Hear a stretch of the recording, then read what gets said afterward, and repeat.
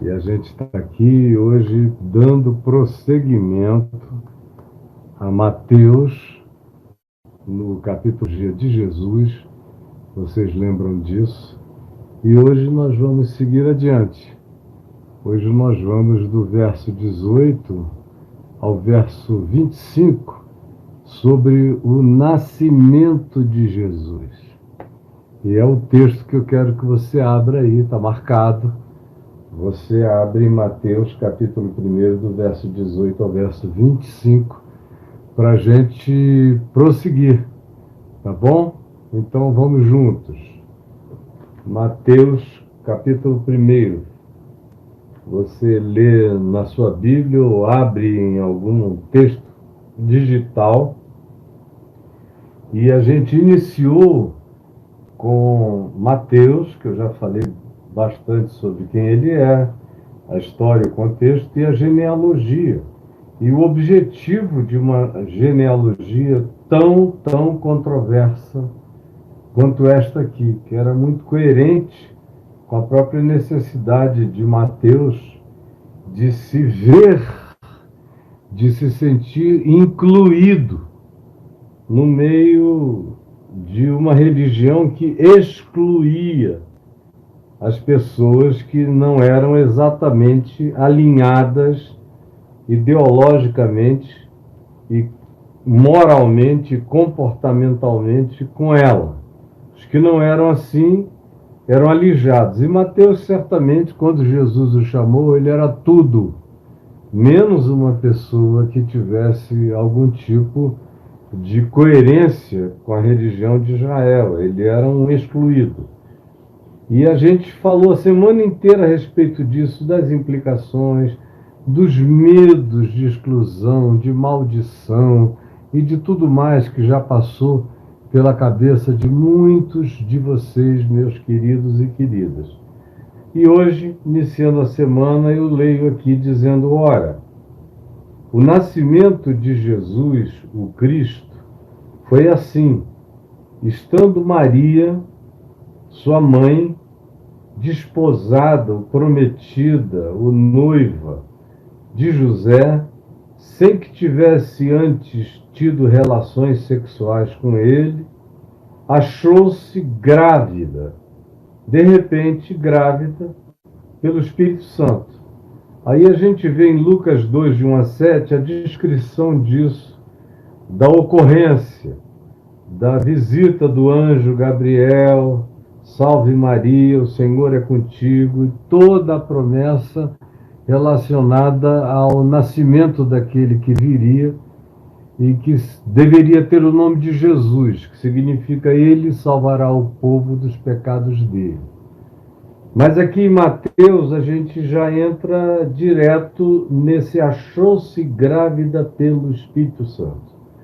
Mas José, seu esposo, porque naqueles dias esse tipo de relacionamento de promessa, de noivado, de comprometimento, já caracterizava o casamento e todas as implicações de fidelidade da mulher para com o marido, do marido para com a mulher no casamento. Como aquela era uma sociedade patriarcal, a gente praticamente não tem anúncios, não tem notícias de um marido que tenha dormido com uma outra mulher durante esse período e tenha sido acusado de traição e adultério. Mas, conquanto a lei de Moisés dissesse que o que valia para um valeria para o outro, o adultério não era um mandamento dizendo agora para as mulheres não adulterarás, mas era em geral, homem e mulher, não adultere, eram as mulheres. Como a gente vê no Velho Testamento todo, no Novo Testamento, especialmente nos Evangelhos, e nos Evangelhos, especialmente em João, no capítulo 8, onde só a adúltera iria ser apedrejada. Aquele que com ela adulterou saiu de fininho, como sempre acontece nas sociedades patriarcais. Então José já era esposo dela na prática, no compromisso.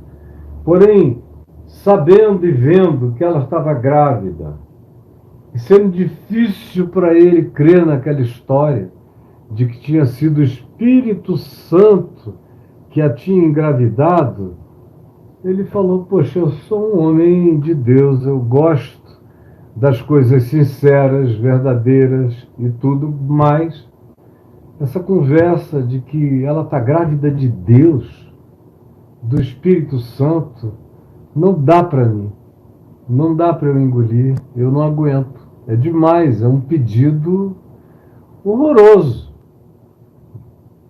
Em qualquer época. Agora imagine há 2000 anos, no primeiro século, no auge do judaísmo farisaico e de todo aquele machismo, chauvinismo, patriarcal, massacrante, que tratava a mulher como um objeto de procriação, uma escrava de luxo sexual e para cuidar da casa e das crianças. Era essa a única missão da mulher. Ele olha para aquilo tudo, é um homem calmo, discreto, e se recolhe numa agonia extraordinária, porque ele amava essa menina. Ele queria ter uma família com ela. Ele queria gerar filhos dela e com ela. Queria ter um mínimo de vida feliz, estável, tranquila, como seria a ambição de qualquer pessoa normal, natural, que assim acontecesse. E de repente, a barriguinha começa a crescer e ela diz: eu estou grávida do Espírito Santo. Continuo virgem, mas estou grávida. E José, sendo um homem justo, e a justiça aqui, preste atenção, e a justiça aqui não tem nada a ver com o que justiça é para nós. Hoje em dia morreram todos os critérios e as categorias de justiça divina, justiça celestial, justiça interior de caráter, justiça de princípios, justiça de convicções de fé, justiça que frequentemente levava o indivíduo a um estado de renúncia, de silêncio, para não infamar, para não chamar juízo sobre o outro, sobre, no caso, sua mulher, sua noiva, esposa, porque seria inevitável que ela fosse apedrejada na vila de Nazaré, onde todo mundo se conhecia, e aonde é óbvio que cada um olharia para o lado para ver quem eram os jovens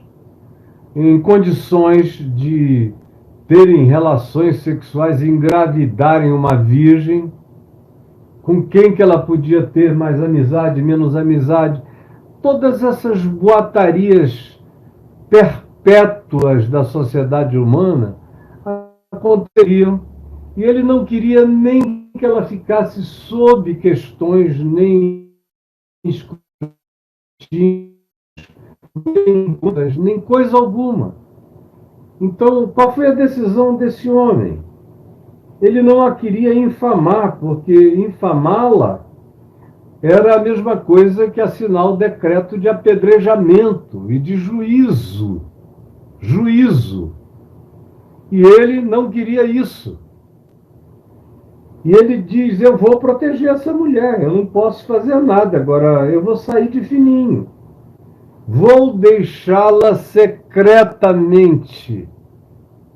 Vou deixá-la secretamente. Porque não vou fazer mal a ela. Ela é uma moça boa.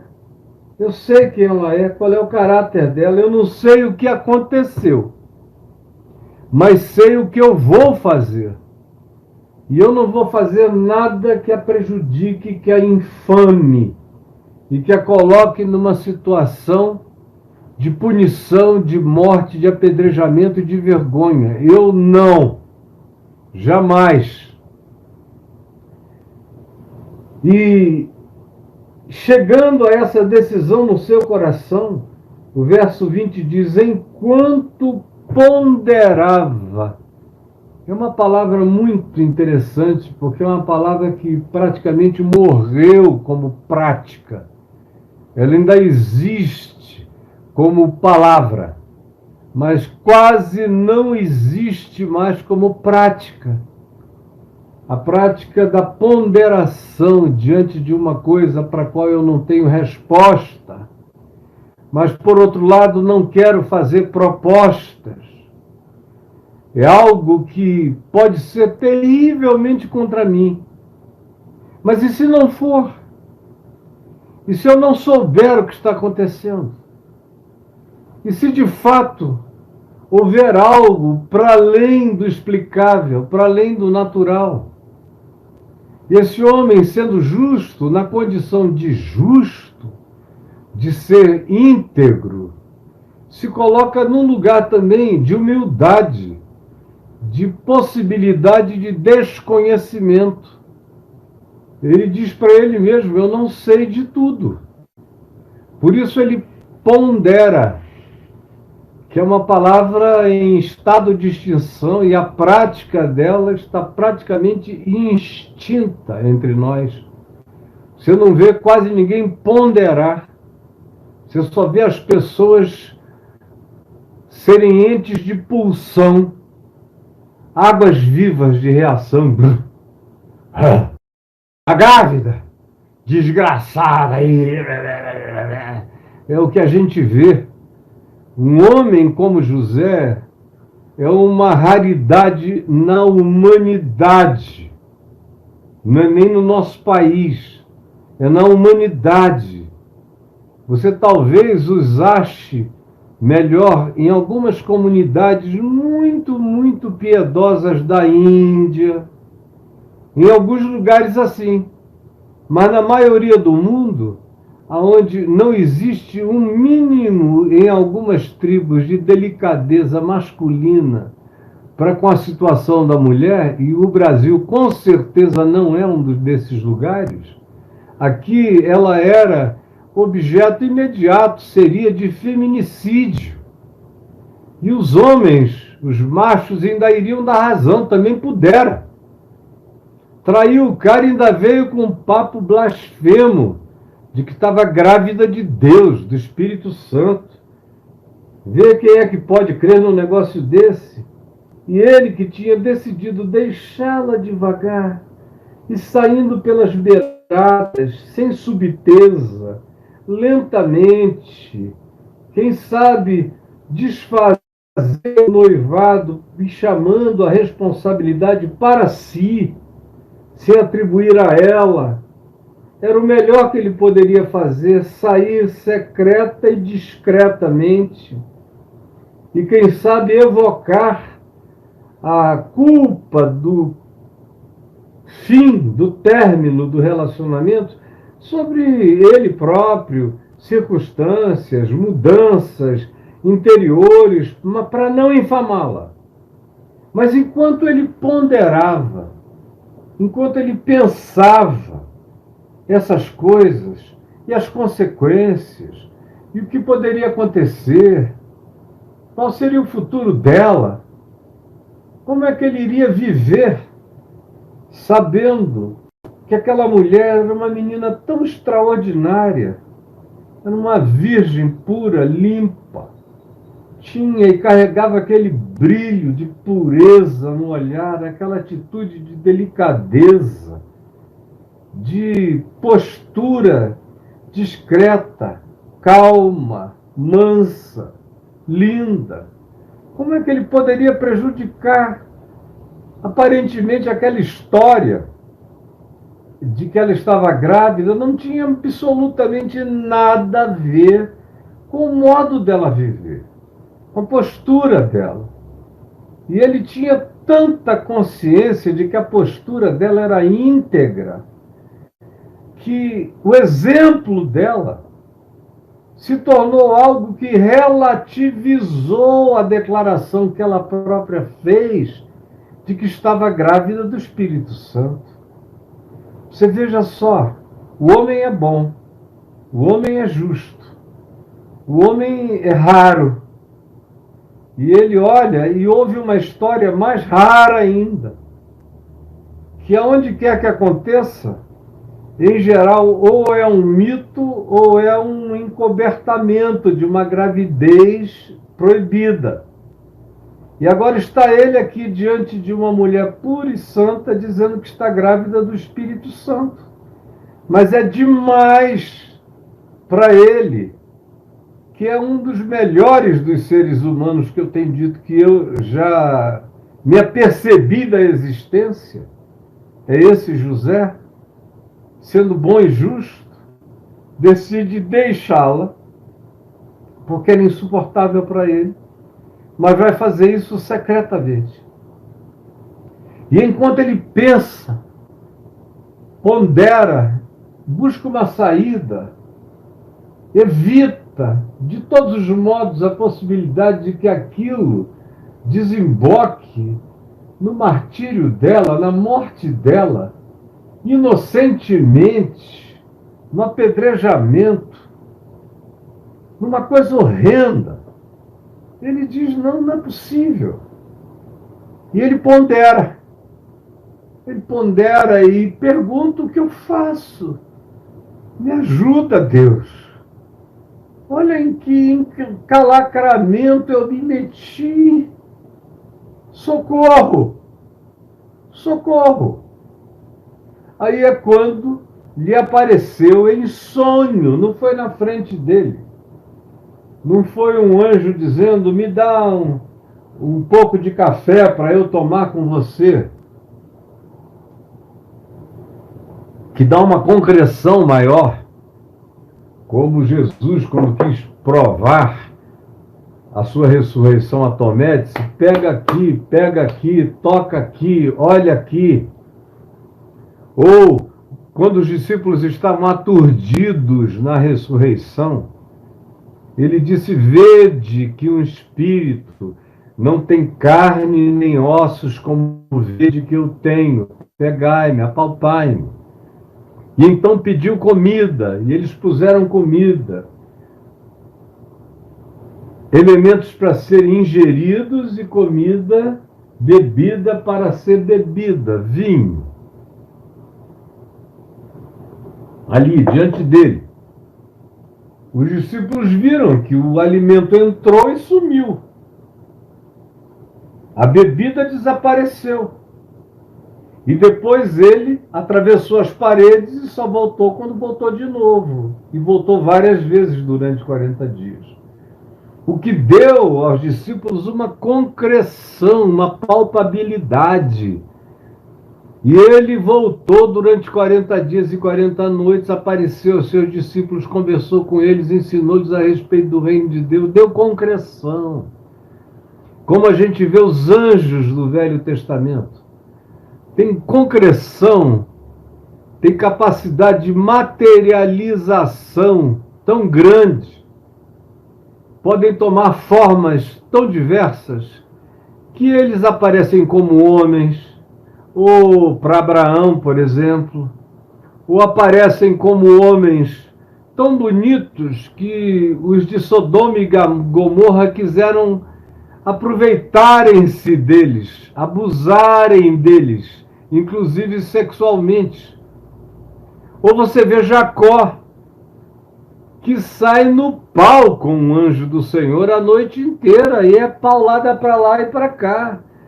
A tal ponto que o anjo, vendo que a luta era renhida e que ele não suportaria ter se colocado numa condição física para enfrentar Jacó, ele usou dos seus recursos angelicais e tocou no nervo da articulação da perna esquerda de Jacó, e Jacó travou na mesma hora, ficou manco, inviabilizado para o combate, e foi quando a luta acabou, quando o sol nascia. Hoje a gente vê anjos, como, por exemplo, No caso dos pais de Sansão, Manoá e a esposa, quando o anjo vem, traz a notícia, eles ficam querendo saber como seria, ele diz, será, e aí ele entra numa chama de fogo e desaparece na chama de fogo. Foi uma concreção espantosa. E há uma quantidade enorme de outras aparições de todos os tipos, com todas as caras, com todos os formatos, até anjos de energia, anjos de relâmpago, anjos de efeitos especiais inimagináveis, de todas as formas, humanoides ou não humanoides, de todos os tipos. Mas nesse caso aqui de José, ele não teve nem a bênção da concreção, da palpabilidade, não veio nenhum tipo de palpabilidade para ele. Não dava. E ele ponderando, ponderando ficou, e ponderando, ponderando dormiu. Mas ele dormiu num estado de ponderação. Ele dormiu num estado de reflexão bondosa. Ele dormiu num estado de busca de solução de vida, não de morte. O apóstolo Paulo diz em Efésios, no capítulo 4, para a gente não deixar o sol se pôr sobre a nossa ira, a nossa raiva, o nosso ódio. José fez o oposto. Paulo diz em Efésios 4, não durmam, não deixem o sol se pôr, uma expressão poética, não deixem a noite chegar, não vão para a cama, não vão dormir com ódio, com ira no coração, porque assim vocês darão lugar ao diabo. Pessoas que vão dormindo noite após noite sobre ódio, sobre mágoa, sobre queixas, sobre vontade de vingança, com a inconformação de não ter feito ainda alguma coisa que puna o outro. Quem é assim, dormindo assim, escancara o inconsciente, abre as portas do inconsciente. O ódio, a raiva, a ira, sobre a qual a gente dorme e introjeta, abre um espaço volumoso para o espírito maligno, para o espírito do ódio, para o espírito do adversarismo crescer, para o espírito do antagonismo, para o espírito da vingança se desenvolverem a nós. E Paulo chama isso tudo de dar lugar ao diabo. O indivíduo que dorme sob o ódio dá lugar ao diabo, que é o pai da mentira, que é o pai do homicídio, que é o pai do ódio, que é o pai dos transtornos, que é o grande antagonista, que é o grande adversário, que é o que trabalha contra a paz do ser, contra o bom senso, contra a sabedoria, contra a calma, contra o equilíbrio. O diabo tem pressa, o diabo tem desespero, o diabo quer ações imediatas, o diabo quer vingança, o diabo quer um prompting de raiva estourando. O diabo é assim. O diabo não ensina ponderação. E José, pelo simples fato de não querer fazer mal a ela, por ser um homem justo, decidir sair da maneira mais discreta, de modo a não incriminá-la, e ainda mais, dedicar-se à ponderação dos acontecimentos, para que não houvesse arrependimento de nenhuma natureza, para que qualquer que fosse a solução não fizesse mal, especialmente a menina, a quem ele amava e respeitava e queria para ser sua esposa. Enquanto ele ponderava, enquanto a mente, olhem a mente, a função mental, da saúde mental desse homem. Esse é um homem mentalmente são. Esse não é um predador, machista, chauvinista, torturador. Não. Esse não é um homem que se jacta de ter mais força do que a mulher, ou de que o direito judaico estivesse a favor dele por causa da hipocrisia dos intérpretes da lei. Não! É um homem para quem a lei de Moisés não importava. Se ele fosse seguir a lei de Moisés, era apedrejamento para ela. Mas ele está disposto a passar por cima da lei de Moisés, a deixar os estatutos de Israel que determinavam como eram os casamentos e como se deveria proceder dentro de uma instituição conjugal, deixou tudo isso para lá, abandonou a coisa toda e ponderou, buscou alternativas melhores do que a lei. A lei era morte. E a lei era para transgressores da lei, perversos. E ele sabia no coração dele que aquela mulher era boa, não era transgressora de nada, era sincera. Alguma coisa tinha acontecido que estava para além da compreensão dele. Mas o que ele compreendia era em paz, para deixá-la em paz, para se divorciar sem barraco, sem pedrada. Que coisa mais difícil. Que coisa mais difícil, olha. Eu lido com divórcios desde antes do divórcio existir, quando ainda era o desquite. Eu comecei a pastorear no tempo do desquite, no início dos anos 70. O divórcio entrou em discussão em 78. E eu fui uma voz isolada, a única voz na cidade de Manaus. Todo mundo que estava vivo naquele tempo, em 1978, com alguma idade ou lucidez, que assistisse televisão, me viu lá, nos debates de televisão, eu sozinho.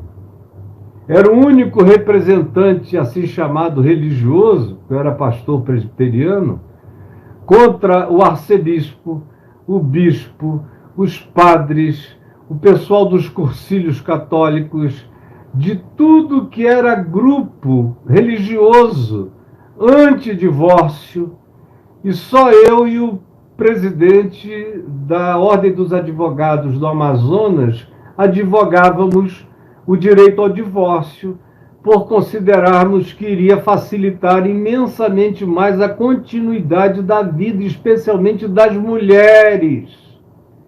O direito das mulheres, o direito dos seus filhos, a proteção da família, até porque era uma tese tão simples de defender, mas a burrice religiosa, moral, é uma coisa incomparável, é pior do que a ameba na falta de pensamento. E eu dizia, escuta, por que vocês têm esse problema? Essa não é uma lei de imposição, é uma lei de concessão. Ninguém está impondo ninguém a que se divorcie. Eu já tinha 2 filhinhos naquele tempo, o Ciro e o Davi, que nasceram logo depois do meu casamento. Falei, eu não quero me divorciar por nada. E eu não vivi a vida querendo me divorciar. Quando eu tomei essa decisão, muitos anos depois, décadas depois, só Deus sabe o tamanho do peso e do constrangimento horroroso, a dor, a vontade de morrer. Quantas vezes eu pedi, Senhor, me leva, me mata, mas não deixa eu viver para assistir o que eu nunca queria que tivesse acontecido comigo nem com ninguém. Então eu, em 78, estava lá defendendo a lei do divórcio como concessão para os que precisavam, para aqueles que já tinham uma situação horrorosa. E quem viveu no tempo do desquite sabe como o desquite era um negócio horrível para a mulher. O homem desquitado e nada era a mesma coisa. Ele saía tendo as mulheres que queria. Ninguém dizia aquele homem é desquitado. Ninguém. Mas a mulher desquitada, todo mundo dizia, linda, né? Bonita, tem 3 filhinhos, mas é desquitada. Significava dizer, ela saiu do rol das pessoas aceitáveis e vivia num estado de exclusão. Não era convidada para as festas de família. As amigas ficavam com ciúme potencial da colega desquitada em relação aos seus maridos, especialmente quando era uma desquitada bonita, jovem, gostosa, abandonada pelo marido. Tinha muita mulher que dizia, não, agora ela não entra mais aqui na minha casa. Não. Tinha gente que não aceitava mais uma parente desquitada em casa com medo de acolhê-la por um tempo, e o marido estava ali com talvez 24 anos de idade, 3 anos de idade, contra o mundo inteiro, defendendo o direito ao divórcio, como alguma coisa que faria bem à sociedade e que protegeria a mulher e os seus filhos, e eventualmente até os homens que quisessem andar direito. Então eu sei perfeitamente, muitos séculos depois, o que uma lei antagônica à mulher pode produzir. Produziu aqui, quanto mais há 2000 anos atrás. E aí isso aumenta ainda mais a grandeza desse indivíduo, José, que no meio daquilo tudo pondera uma maneira de sair favorecendo a vida, sem dar lugar nem ocasião à morte. E eu estava dizendo, eu lido com esses casos de separação desde antes do divórcio, desde o tempo do desquite. A coisa mais difícil que tem é você convencer determinados homens a cederem, concederem para a mulher e para os filhos tudo que a lei determina, ou o que eles na prática, de fato e realmente necessitam para viver. Tem homens que dizem, não, os filhos eram meus enquanto a mulher era minha. Agora que a mulher me deixou, os filhos não são mais meus. Que ela arranje um outro para eles chamarem de pai, um otário para pagar as contas. Eu não vou. Vai me dizer que você não conhece ninguém assim, ou eventualmente me diga, se você não é assim. Meu Deus, são décadas assistindo vergonha na postura dos homens. E nos últimos anos, eu tenho visto haver um crescimento de empoderamento raivoso por parte das mulheres. É mais do que busca de direitos. Eu encontro algumas mulheres que, na realidade, têm até mais dinheiro do que os seus maridos, têm tudo, têm um bom emprego, têm formação acadêmica superior, têm tudo melhor do que os seus maridos. Não precisam do cara para nada. Às vezes o cara está até desempregado, tentando arranjar emprego e não consegue. Mas eu encontro. E encontro mesmo. Mulheres que chegam com sangue no olho, com saliva ensanguentada, querendo morder a jugular do cara. Aí eu pergunto, escuta, ele tem dinheiro guardado? Ele tem poupança? Ele tem bens? Ele tem isso? Ele tem emprego? Não, ele não tem nada, é um ferrado. Eu digo, então escuta, por que você não cuida dos seus filhos? E guarda esse processo para quando ele se empregar. Aí quando ele se empregar, vai ser fácil você constatar quanto ele ganha. E a lei vai incidir sobre ele. Mas se você aplicar a lei para ele pagar alguma coisa, sendo que ele não tem nem o que comer, você não está querendo justiça ou proteção para os seus filhos, você está querendo vingança, e é ódio. E aí você saiu do espírito da lei, passou para um outro espírito. Mas hoje em dia o que vale é o que está escrito na lei aqui dos medos e dos persas. Não tem gente mais com o coração de José. Porque José tinha a lei toda em favor dele. Ele podia literalmente ferrar Maria a hora que ele quisesse. Mas ele obedecia a uma lei maior, a lei da justiça divina, a lei da vida, a lei do bem, a lei da graça, a lei da salvação, a lei da proteção, a lei da defesa, a lei que foge da desnecessidade legalista, é a lei divina, a lei do amor, a lei de Deus, superior à do Monte Sinai, a de Moisés, a todas as constituições humanas. A lei humana está aí para a gente usar contra a miséria, a injustiça, a perversidade. Por isso Paulo diz que a lei foi feita para perversos e transgressores. Mas aonde quer que haja um espírito de diálogo e de boa vontade para se chegar a um acordo de paz, a lei tem que ser deixada de lado e o acordo de paz tem que prevalecer. E tem que ser o que determine o contrato da vigência, da tranquilidade relacional, civilizada, fraterna, saudável. Quem apela para os outros recursos, e eu vi isso a minha vida inteira, porque meu pai foi advogado, boa parte da minha vida, e um grande advogado, com grandes clientelas, e eu via como tinha gente que não queria justiça, eles queriam vingança, só vingança. Eu me lembro de quando meu pai se converteu e começou a ler o Novo Testamento e foi se apaixonando pela leitura do Novo Testamento. O Evangelho foi entrando nele. E ele não conseguia mais mentir como advogado, que é uma coisa muito difícil para um advogado.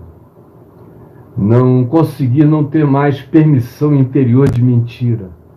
Foi o que o Evangelho fez nele. Ele aprendeu que o sim era sim e o não era não. E o que disso passasse vinha do maligno. E aí ele era um cara, um homem desse que tem um espigão, e quando ele se converteu, o espigão dele ficou plantado na ressurreição e na vida. Era para valer. E aí ele não mentia mais. Dizia para os clientes que o constituíam: o senhor quer a solução ou o senhor quer uma invenção? Porque se o senhor quiser uma invenção jurídica, procure um outro advogado. Eu tenho condições de solucionar o seu caso, mas buscando justiça e não maldade, com verdade e não com mentira. Aí tinha alguns que agradeciam e iam procurar um canalha advocatício na esquina. Mas quem queria coisa boa ficava com ele. Ele não perdia nunca. Eu não tenho notícias de meu pai ter perdido jamais uma causa. Ganhava sempre. Por isso ele era procurado o tempo todo. E agora sem mentira. Antes ele dizia, era muito fácil, porque eu mentia. E olha, em termos de mentira, ele me dizia, eu era só um jovenzinho, um garoto, mas ele sempre foi totalmente aberto comigo. Em termos de mentira, meu filho, o seu pai é o Pelé, eu sou o Garrincha da mentira, advocatícia. Agora, quando Jesus entrou nele, mentira, ele desaprendeu os dribles da mentira. E aí ele sofreu consequências. Uma delas foi um senhor que o contratou para resolver um caso que já pendia há quase 50 anos, um inventário desses insolúveis. E aí meu pai examinou o caso todo e concluiu que era possível resolver se ele, meu pai, fosse e procurasse todos os membros daquela família que se odiava há 50 anos por causa do inventário, da divisão de bens, cada um queria um pedaço maior. E ele foi, conversou com todos, expôs o que seria justo, todos concordaram. Foi para o escritório, era um dia em que ele estava jejuando, orando, lendo a palavra. Os funcionários dele saíram para almoçar. Como ele estava jejuando, ele ficou quietinho no gabinete dele, lendo. Estava chorando, com o coração queimando do amor de Deus.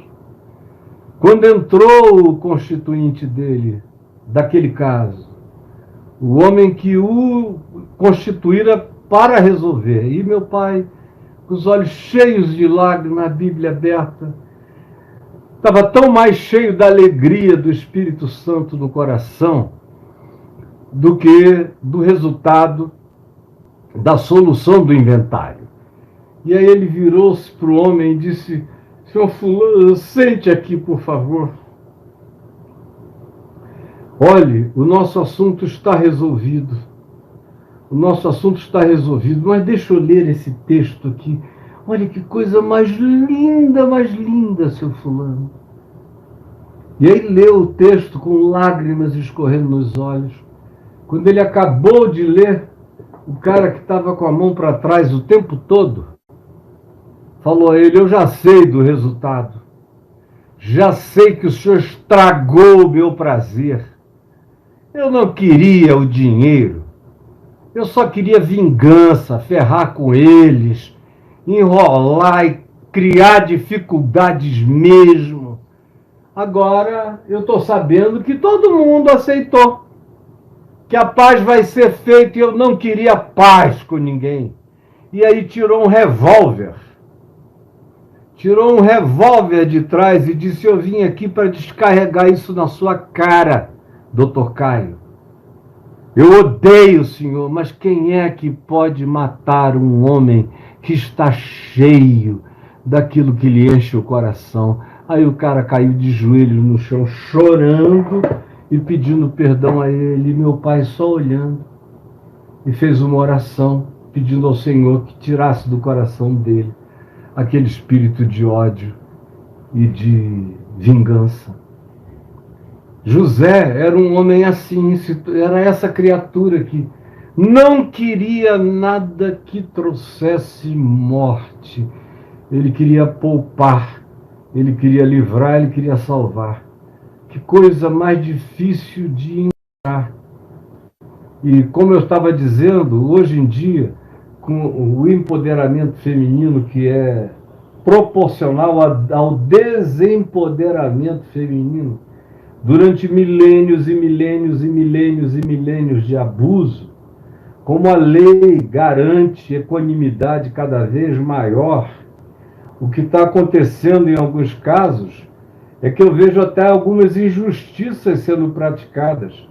Pelo simples fato de que alguém seja homem, parece que já sai culpado da linha de partida. Já sai muitos passos atrás pelo simples fato de ser homem. E vai continuar assim um tempo. Enquanto os homens continuarem a ser esses seres predadores e perversos, vai haver uma exacerbação de direito protetor em razão das humilhações e das perversificações, dos feminicídios e de toda a brutalização do homem sobre a mulher. Agora, tem mulher que abusa também. Tem mulher machista. Tem mulher perversamente chauvinista. Elas só não têm um pênis, mas no mais elas são da hora da vingança. E eu vejo algumas que você propõe, eu chego com soluções. Olha, a gente pode resolver isso com calma. E nada do pior vai acontecer, mas elas não querem. Elas não querem solução. Muitas delas só aceitam a solução que venha pela vingança, por fazer o cara passar pelo menos um tempo na cadeia, ou preso, humilhado, arrebentado, tem que ser. E aí, assim como o ódio no coração do homem abre a porta para o diabo, o ódio no coração da mulher abre a porta para o diabo. O ódio abre a porta no coração de qualquer um. Não importa quais sejam as suas razões no direito, o diabo não está nem aí para as razões jurídicas que a gente possa ter. Preste atenção. O diabo não está nem aí para as razões jurídicas que a gente possa ter. Se houver ódio, o diabo sempre tem o que comer. O diabo não está nem aí para as razões jurídicas que a gente possa ter. Mas se houver ódio, tanto faz. Ele vai ter sempre o que comer, do que se alimentar, e vai ter sempre a energia. Não pensava em nada disso, não cogitava no diabo, não pensava na lei, só pensava no verdadeiro justo. E entrar para a história como um motivador de apedrejamentos. E é esse o ambiente no qual ele está, nessa ponderação, quando ele é visitado num sonho, como eu disse, na subjetividade, no interior, no inconsciente.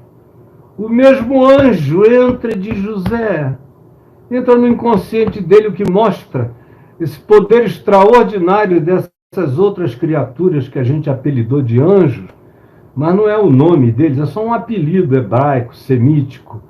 Cada cultura da Terra chama de um modo, como essa geração atual chama de extraterrestre, chama de outras coisas, porque não são dessa ordem de coisas. O que não é dessa ordem de coisas terráqueas é extraterráqueo, é de outra dimensão. E ali para os semitas e judeus, hebreus e tal, o apelido era anjo, que significa mensageiro, um cara que trouxe uma mensagem, que tanto podia ser objetiva, quanto também poderia ser subjetiva. No caso de José, foi no inconsciente, o que é mais difícil ainda de acolher. O cara não tem uma objetivação concreta para apontar para ninguém, nem para ele próprio. Ele tinha apenas que acordar dali e dizer: um anjo, um mensageiro, me disse que eu não devo ter medo de acolher Maria, minha mulher, e confirmou que o que nela foi gerado é do Espírito Santo. Você veja que doçura, que quebrantamento, que pureza, que submissão, que capacidade de hospedagem do amor e da verdade no próprio coração esse homem possuía. Que coisa linda! E ele então se levanta dali, depois de ouvir essa palavra do Senhor, e mais do que isso, foi a ele, José, que Deus deu nome através do anjo ao filho que viria. Ele se chamará Jesus, que quer dizer uma variação hebraica do nome Josué. Deus salva, Deus salvará.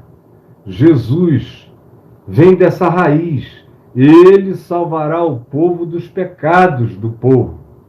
Ele é o Cordeiro. Foi por isso que João Batista, quando viu Jesus já adulto, disse: eis o Cordeiro de Deus, é aquele que leva o pecado, que carrega a culpa dos homens, das mulheres, da criação, do mundo, da existência. Tu vais colocar o nome dele de Jesus, porque ele salvará o povo dos pecados deles. É a palavra que José acorda com ela. Ora, tudo isto aconteceu para que se cumprisse o que fora dito através do profeta Isaías. Aí, Mateus, judeu, conforme eu expliquei a semana passada inteira, sobre a constituição do Evangelho e o interesse dele de se comunicar com a genealogia e com o povo judaico, evoca aquilo que para os judeus era importante, ou seja, as profecias. E dentre as profecias, provavelmente as de Isaías fossem algumas das mais fortes, das mais messiânicas, vinham carregadas de muita comprovação histórica, porque Isaías profetizou coisas e coisas e coisas que se cumpriram nos dias dele e logo depois dos dias dele. E as outras coisas que ficaram para o futuro ganharam uma pavimentação de credibilidade na interpretação do povo de Israel extraordinária. E aí Mateus evoca esse texto de Isaías que diz: eis que a virgem conceberá. De fato, a palavra não é virgem, é a jovem.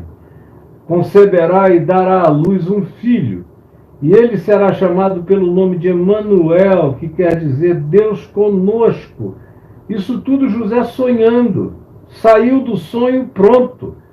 Verso 24 diz: despertado José do sono, fez como lhe ordenara o anjo do Senhor, e recebeu sua mulher, foi lá, abraçou, acolheu, e disse: o filho é nosso, eu estou contigo, nada nem ninguém vai nos separar, e eu creio no privilégio que Deus nos dá de você carregar esse ente santo no seu ventre, carregar o Emanuel no seu ventre, e o privilégio que me dá de ser o teu cobertor, o teu amparador, o teu protetor e protetor dessa criança e dos filhos que Deus nos der.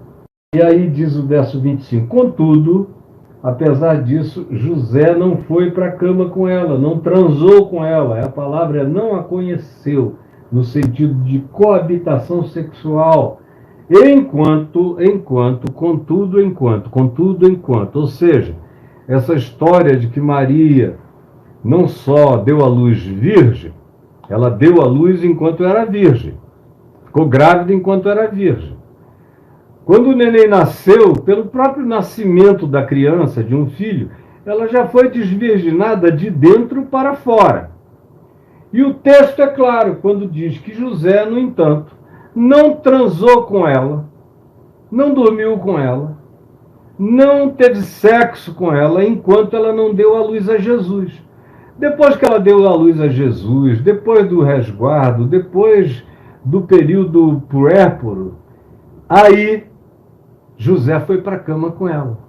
Aí você diz: o que eu faço com as doutrinas que dizem que ela foi virgem, viveu virgem, morreu virgem? É tudo invenção de muitos séculos, é dogma católico romano, não tem nada a ver com a Escritura. E qualquer padre, qualquer bispo, qualquer teólogo católico, qualquer estudioso católico sabe disso. Sabe disso. É que a Igreja Católica também obedece os dogmas construídos no curso desses 1.700 anos pela estrutura institucional romana da religião. Foram acrescentando dogmas que quase sempre eram a imitação de cultos e sincretismos semelhantes à volta do mundo greco-romano. Houve uma absorção sincrética total. Mas Jesus nasceu de uma virgem, Maria, e Maria, como boa judia, depois que deu à luz ao seu filho, gerou muitos outros filhos, e o Novo Testamento menciona seus filhos e suas filhas. Era sinal de bênção em Israel que uma mulher pudesse ter filhos. Era considerado, pela interpretação religiosa perversa, uma discriminação divina, praticamente. Era considerado um opróbrio, essa é a palavra, de uma mulher, se ela não pudesse ter filhos. É por isso que Ana, mãe de Samuel, lá no primeiro livro de Samuel, no capítulo 1, capítulo 2, chora tanto porque a companheira dela, Penina, dava luz a um filho depois do outro. E ela, que era amadíssima, que tinha mais relações sexuais com Eucana, o pai de Samuel, do que provavelmente a outra, não concebia nunca. E a dor dela era essa: isso é um opróbrio. E Maria, como uma mulher judia daquela cultura, tendo dado à luz ao seu filho primogênito, que é Jesus, depois teve relações sexuais com seu marido, como o texto, mais do que implica, declara que foi só um tempo. Quando passou aquele tempo, eles foram para a cama. E tiveram prazer, e tiveram alegria, e geraram outros filhos que vieram ao mundo depois que nasceu Jesus. Aí você pergunta: o que é que isso é importante para nós aqui? Bom, se nada foi importante para você até agora, saia daí, rapaz, vai embora.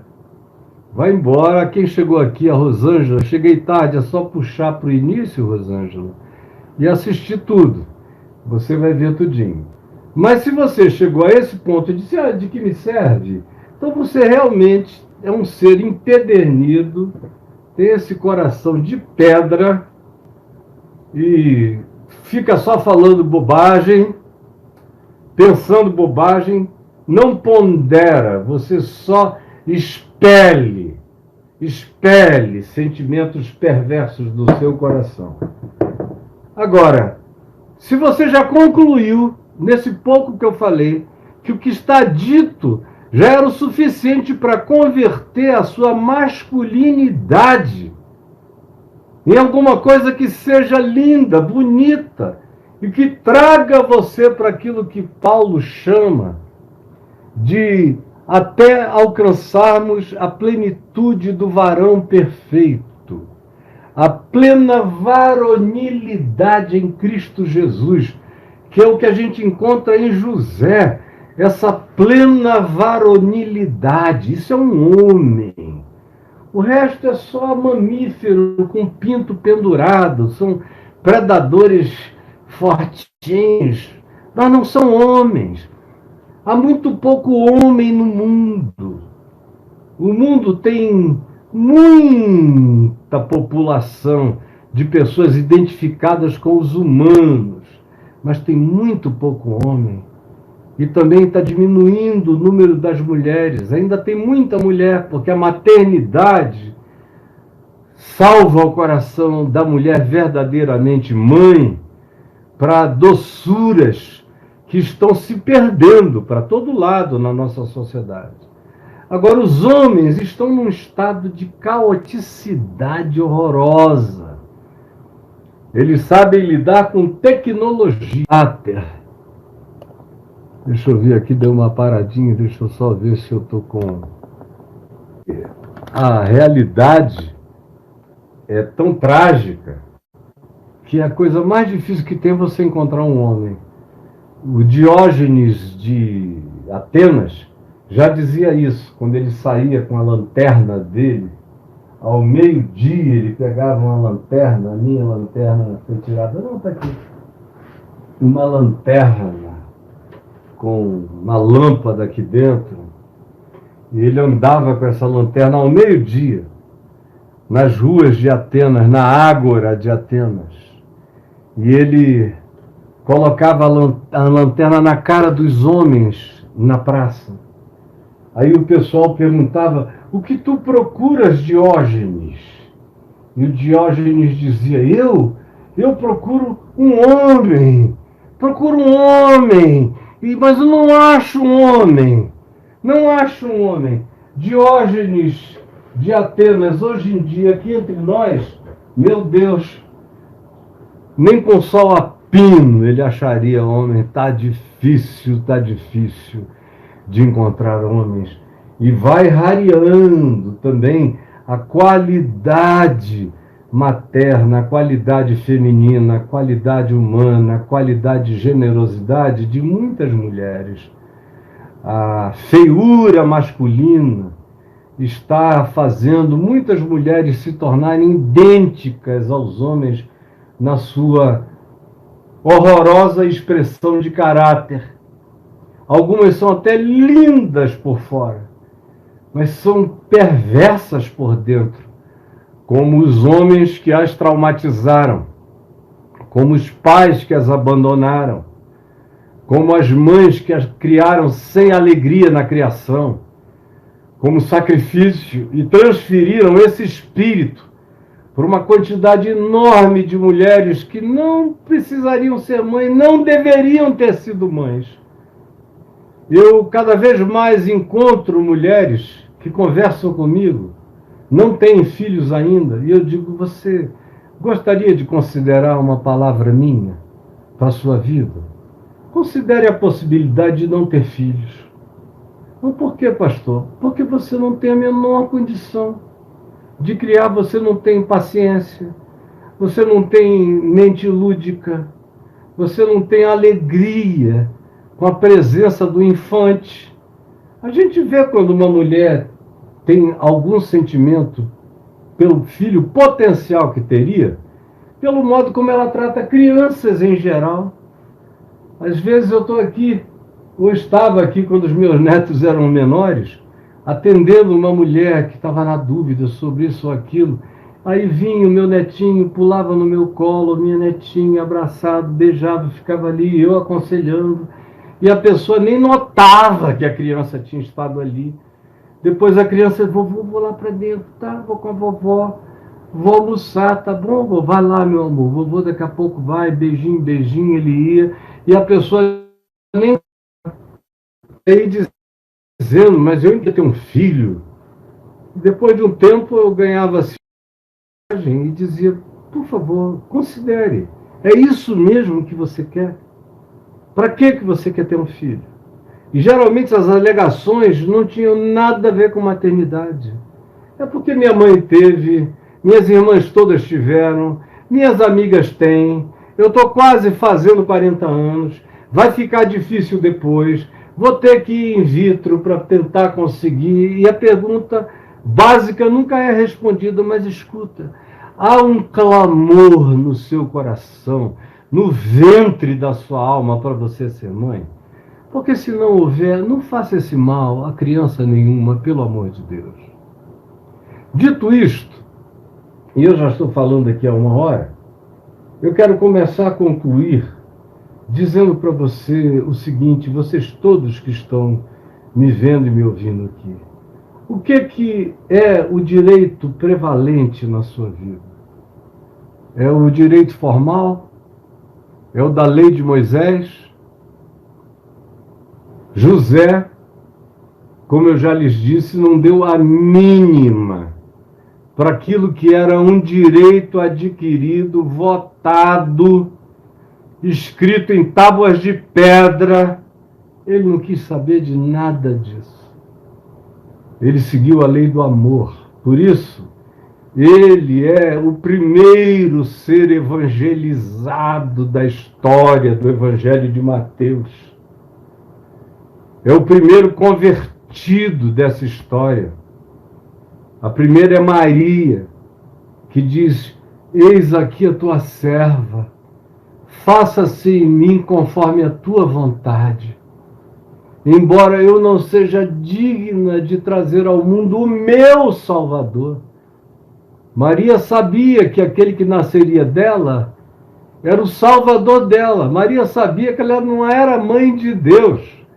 Ela era mãe de Jesus, e que Jesus era a manifestação do Cristo de Deus, do Messias. E aquele Messias era o Salvador de Maria, que não era sem pecado, era pecadora como todos os outros, porque todos pecaram, uns mais, outros menos, mas todos carecem da mesma graça de Deus, todos. E o primeiro homem discípulo do Evangelho está aqui, é José, que se converte passando por cima de um tormento horroroso, mas decide no coração privilegiar a lei do amor. A lei do amor, como Tiago, irmão de Jesus, diz. A lei perfeita, a lei áurea, a lei do amor. E qual é a lei do amor que Tiago advoga? Está lá na epístola dele, ele diz, se alguém quer ser religioso, pratique a verdadeira religião, que é uma só. É uma só. Sem ritos, sem templos, sem cultos, sem nada. É uma só. Acolham os órfãos e as viúvas, e os pobres e necessitados nas suas causas e nas suas calamidades. Essa é a única e verdadeira religião, diz Tiago, filho de Maria e de José, irmão de Jesus. Essa é a lei suprema, sublime. Paulo diz a mesma coisa em Romanos 8. Diz que a lei do espírito e da vida, que foi essa sobre a qual José ponderou, a lei do espírito, a lei da vida, venceu a lei do pecado e da morte no coração de José. Ele se inclinou na direção do espírito da graça, da misericórdia, do milagre. É o primeiro homem convertido ao evangelho da paz, à ponderação da paz, ao príncipe da paz. Aí você me pergunta, e eu com isso? Olha, se você não sabe o que você tem a ver com isso, você está ruim demais, porque a maioria das pessoas que estão aqui não querem saber se conseguem resolver um problema sem levar à justiça, a um juiz, a um promotor público, o espírito de diálogo, de acertamento, de acordo, de encontro civilizado, fraterno, que diminua os esfaqueamentos, as ameaças, as guerras, os tumultos, os ódios. A maioria não está interessada nisso. Elas querem dizer, esfregar um papel na cara de alguém e dizer, olha aqui, ó, como é que eu ganhei, ó. Tá aqui, ó, ganhei. Ganhei, tá aqui, ó. A maioria tá nessa. E aí, meu Deus, os filhos é que sofrem. Os filhos é que crescem com um pai distante que não volta mais, canalha e cretino muitas vezes, e uma mãe dura, amarga, zangada, odiosa, odienta, frustrada, e que só fala mal do pai, um pai que não volta e reforça a orfandade que não é só do pai ausente, é da mãe presente, mas presente com o coração cheio de toxicidade raivosa, que às vezes escolhe um homem para ficar com ela, não porque ela goste ou ame, só para dividir as contas, e é um cara bruto, grotesco, tosco, que maltrata as crianças.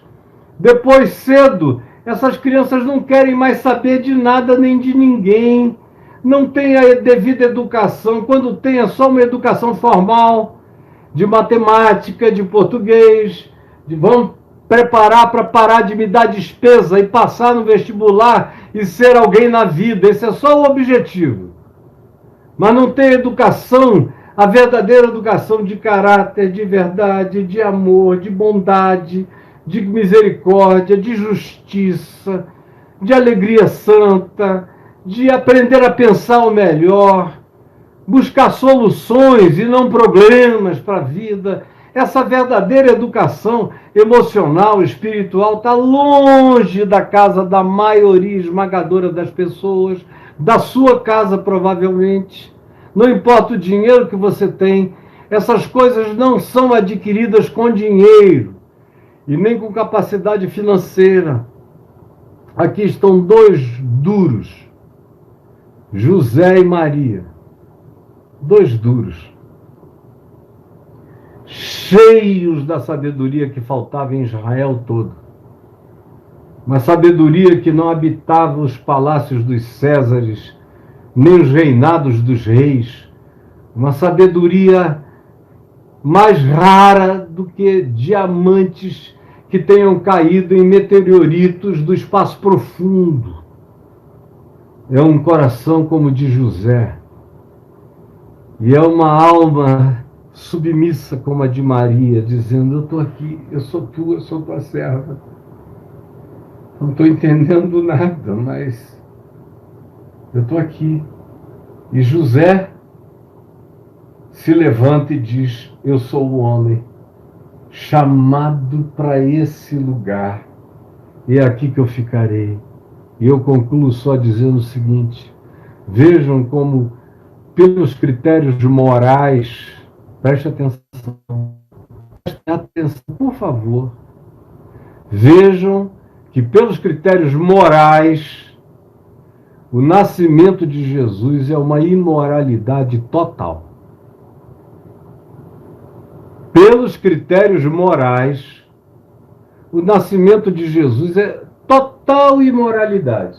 Quem já leu o meu livro Sem Barganhas com Deus, que está aqui, tem um capítulo nesse livro sobre isso, totalmente sobre isso, que eu gostaria muito que vocês lessem, porque ele é um livro disruptivo e que acaba com essa palhaçada e nos mostra que o Evangelho não é moral, o Evangelho é ético.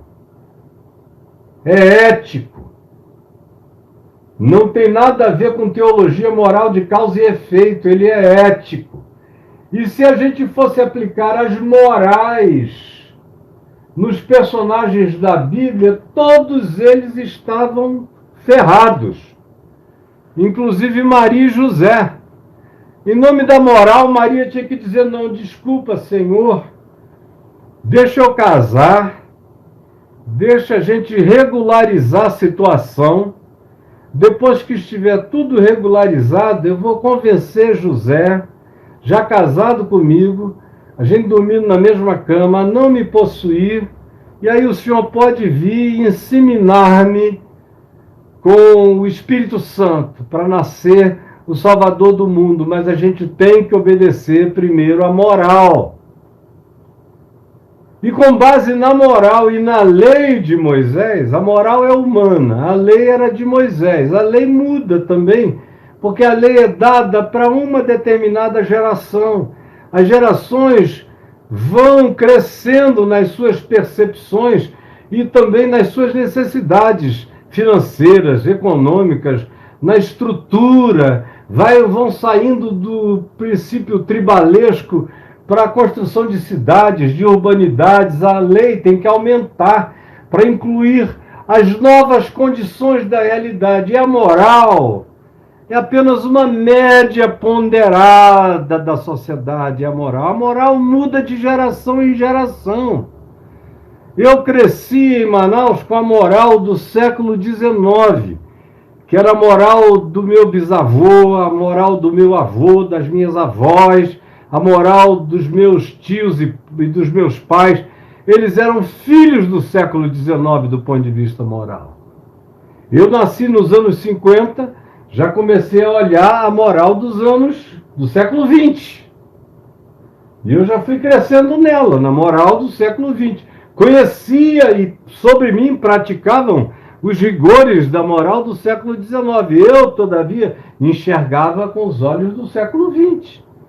Quando eu cheguei aos anos 60, aí a minha cabeça mudou toda, porque aquela geração mudou inteira. E as morais foram todas sendo transformadas ou transtornadas ou mudadas, como você queira definir. E eu segui a moral da minha geração. Depois alterou-se de novo nos anos 80, cada década ela muda. E depois dos anos 2000 para cá, a alteração ganhou velocidades impensáveis, inimagináveis, e tem a ver também com as novas tecnologias, com a engenharia genética. Ninguém precisa mais casar um homem com uma mulher para nascer uma criança. Crianças podem nascer até de homens com homens, de mulheres com mulheres, bancos de sêmen, engenharia genética, pode alterar o que você quiser, pode fazer cada vez mais, e tudo que o homem pode fazer, ele faz. Desde o jardim do Éden, quando ele viu que dava para alcançar do fruto, que ele tinha dente para mastigar, esôfago para engolir, estômago que fizeram ao Bill Clinton. Por que que o senhor pegou a Mônica Lewinsky? Tanta mulher bonita para todo lado, o senhor casado com uma mulher culta, interessante, porque o senhor foi pegar a estagiária, que nem era essas coisas. Vocês lembram da resposta dele? Uma das respostas mais sinceras que eu já ouvi na vida. Ele falou: simplesmente porque eu podia. Simplesmente porque eu podia. Não tinha ninguém vendo, ela estava lá, ela queria, ela estava totalmente disponível, ela se oferecia, ela sugeria coisas, brincadeiras, e eu podia. Eu era presidente dos Estados Unidos, homem da Casa Branca, as portas fechadas, ninguém entrava naquela sala se eu não deixasse. Eu podia. E assim são os humanos. Os humanos não deixam de fazer o que podem, infelizmente. Quando eles olham, quando nós olhamos e vemos que a gente pode algo, a gente até resiste um tempo. Mas chega uma hora em que a pessoa não resiste mais e diz: ora, eu posso, então que eu tenha, porque eu posso. E essa é a calamidade humana para todo lado, porque eu posso, então que eu tenha. Essa é a tragédia. As pessoas vão fazendo apenas aquilo que elas são obrigadas a fazer, por lei. Do contrário, elas serão punidas. E olhe lá, porque se for um apelo à consciência, cada vez menos gente se curva, se dobra, pondera e cede às certezas profundas que vêm do interior e da consciência. Foi isso que Paulo disse em Romanos, no capítulo 2, você lê aí, do verso 14, 15, 16, 17 para frente, quando ele diz que vai chegar aquele dia em que os judeus que sabiam a lei serão julgados conforme a lei, que eles sabiam, e transgrediam de caso pensado, na hipocrisia, achando que Deus não via. Por outro lado, Paulo diz que muitos que estavam nos lugares mais distantes do planeta, que nunca tinham sabido de nada nem ouvido nada, que não sabem coisa alguma, mas que seguem a lei da consciência, a lei do coração. Quando eles erram, eles ficam tristes, eles se repreendem. Quando eles acertam, o coração deles melhora e eles querem se fortalecer na prática do bem. Paulo diz, olha, esse pessoal não sabe nada de coisa alguma, nem de religião, nem do nome do Deus de Israel, jamais. Nem o nome de Jesus. No entanto, naquele dia, o Senhor vai abrir os segredos dos corações dos homens. E ele repete outra vez, Paulo usa essa expressão mais de uma vez, no dia em que Deus abrir os segredos dos corações dos homens. E ao falar de segredos, ele não está falando de coisas horrorosas que vão aparecer. Isso aí é óbvio. O horroroso na vida do fariseu hipócrita é óbvio. Qualquer um que tem discernimento vê que a hipocrisia está na cara dos hipócritas. Assim como a perversidade está na cara dos perversos. Assim como a maldade está nas práticas do mal. Assim como a inveja está nos atos do invejoso. Assim como a arrogância dos arrogantes e dos cobiçosos e dos ávaros. Pelos seus frutos, Jesus disse, os conhecereis. Agora, quando Paulo diz, naquele dia vocês vão conhecer os segredos do coração dos homens, do que ele está falando? Ele está falando do nosso olhar religioso, pedrado, cheio de juízo fixo, que determina a maldade dos outros só porque o cara não aprendeu o que eu aprendi, não nasceu na minha cultura, não cresceu na minha congregação, não fala a minha língua, não chama Deus pelo mesmo nome que eu. Então a gente julga e o coloca no inferno, e Paulo diz, vai chegar a hora em que quem tem passaporte para o inferno és tu. E esses que não sabiam de nada, quando o coração deles for aberto, vocês vão encontrar Josés, Marias, seres lindos, bonitos, que desconheciam leis, que não se guiavam por morais fixas nem geracionais, que praticavam a melhor bondade do seu coração, a melhor justiça, que buscavam a verdade dentro de si, no íntimo, que olhavam para os céus, mesmo sem saber o nome de quem deveriam invocar, e pediam a luz. Eu quero luz, eu quero ver, eu quero enxergar. Me ajuda a não cometer o mal contra o meu próximo. Eu não quero ser um ente de vingança, eu quero ser um ente de paz. Esse indivíduo com igreja, sem igreja, com cristianismo, sem cristianismo, com informação, sem informação, é de Deus. Como o apóstolo João cresceu e aprendeu, a ponto de dizer na primeira epístola dele, todo aquele que ama é de Deus, é nascido de Deus e vem de Deus. Saiba o nome de Deus ou não, se ele é assim, ele é de Deus. Ele tem todos os traços da paternidade divina, ele é a cara do Pai Celeste. A cara. Agora, quem ama, não ama, quem é da mentira, quem pratica a injustiça, quem falsifica a verdade, os dominadores e déspotas do próximo. Podem andar de joelhos, esses nunca viram a Deus, não nasceram de Deus, não conhecem a Deus. Deus é apenas um palavrão nessa boca nojenta de Dagão de Komodo, desses caras bacteriologicamente falando mortais, onde eles lambem, eles matam, de tão venenosos que são. Então me diga, quais são os critérios pelos quais você conduz a sua vida? Você se esconde atrás de eu sabia ou eu não sabia?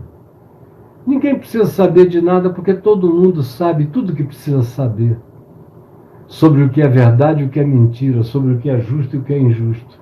A diferença é que tem gente boa, tem gente má e tem gente sem caráter. Gente boa não se curva aos apelos de ninguém. Mesmo que fique sozinho, segue o seu próprio coração. Gente sem caráter é aquele ente maleável, que dependendo da quantidade de apelos para lá e para cá, são povo de manada, eles andam com a maioria, eles não pensam, eles não refletem, eles seguem um fluxo. E se tem muita gente fazendo aquilo, eles entendem que por muitas mãos se erguerem para jogar a pedra, como ele não está jogando sozinho, isso tudo é dividido coletivamente, portanto, ele não tem nenhuma porção pesada de culpa sobre ele, porque está tudo rateado.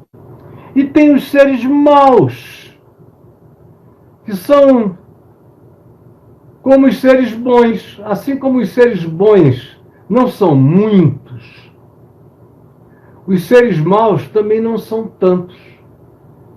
Mas eles têm um poder de influência enorme, maior do que a dos seres bons. Porque as pessoas boas têm pudor, têm respeito pelo próximo, não agridem, não violentam, não impõem, não chantageiam. Elas tentam vencer na ponderação, no argumento, no bom senso, no exemplo, na prática do bem, em oração. Mas os seres maus não.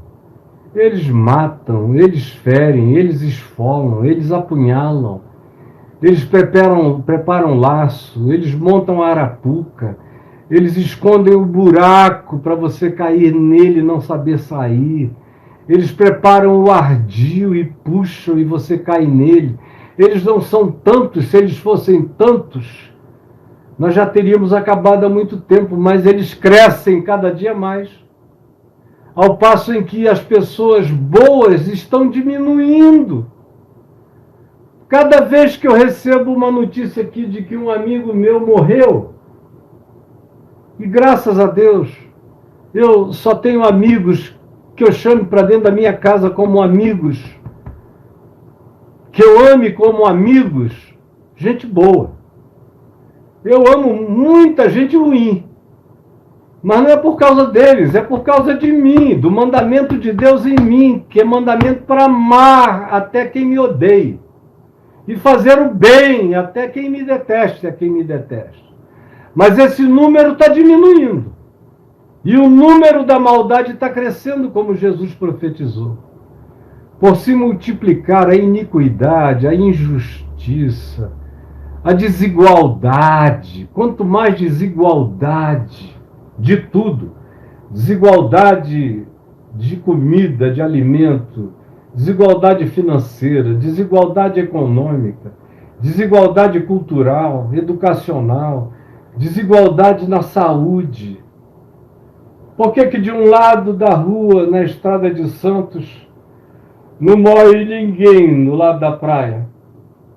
E do outro lado do asfalto, da mesma estrada, morre todo mundo. É uma estrada que é um veio de desigualdades. Esse país, por que as pessoas estão ficando cada vez piores? Por que aquilo que há 30 anos atrás era óbvio, para a maioria esmagadora da população deixou de ser? É porque a população melhorou? Não, infelizmente não é porque ela melhorou, é porque ela vai ficando pior e os exemplos de governança são cada vez piores. Piores e piores. Nós tivemos nos últimos anos muitos péssimos exemplos de governança. Você veja, uma cidade, um estado como o do Rio de Janeiro, já teve 6 governadores presos em sucessão. E o que está no governo não está sem ameaça de prisão. E o povo continua escolhendo gente da mesma laia. E assim vários outros níveis de governança e de instância. Quanto mais o exemplo é de perversidade, é de mentira, é de desumanidade, é de falta de empatia, é de honestidade, falta clareza, falta verdade. Quanto mais seja assim, pior seremos todos. Mais aumentará o número de perversos entre nós. Mais crescerá o número desses seres amorfos, lânguidos, de manada, que apenas seguem e seguem. E os que são gente da bondade de Deus, da verdade de Deus, da justiça de Deus, vão se tornando uma minoria, uma minoria, uma minoria, uma minoria. Meu Senhor Jesus, eu sei que eu falei o que eu precisava falar nesta manhã. E eu te peço que tu nos salves da hipocrisia de um José mau, queria recorrer à lei de Moisés para apedrejar Maria.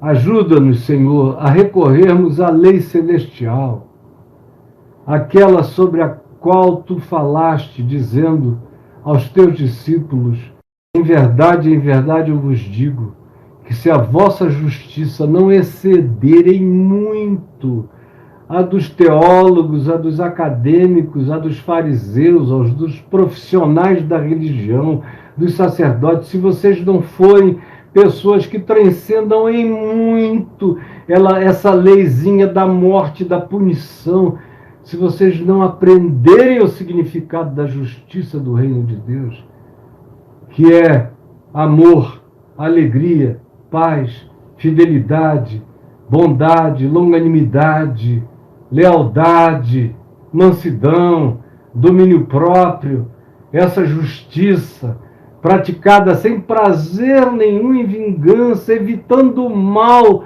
tanto quanto nos seja possível.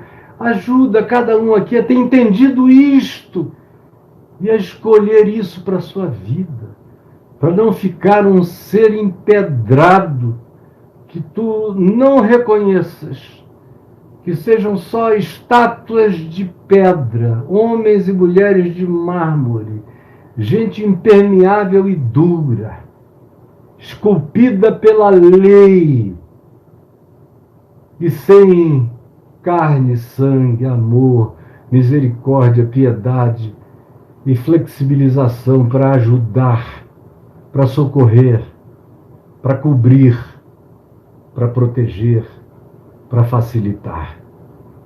Permite que essa palavra tenha entrado no coração de alguém e que produza algum milagre pelo qual famílias sejam salvas, filhos sejam poupados, e também evitando com que aqueles que odeiam e buscam as suas vinganças não fiquem doentes de si mesmos, não morram das doenças produzidas pelos seus próprios ódios, amarguras, toxicidades e malquerências.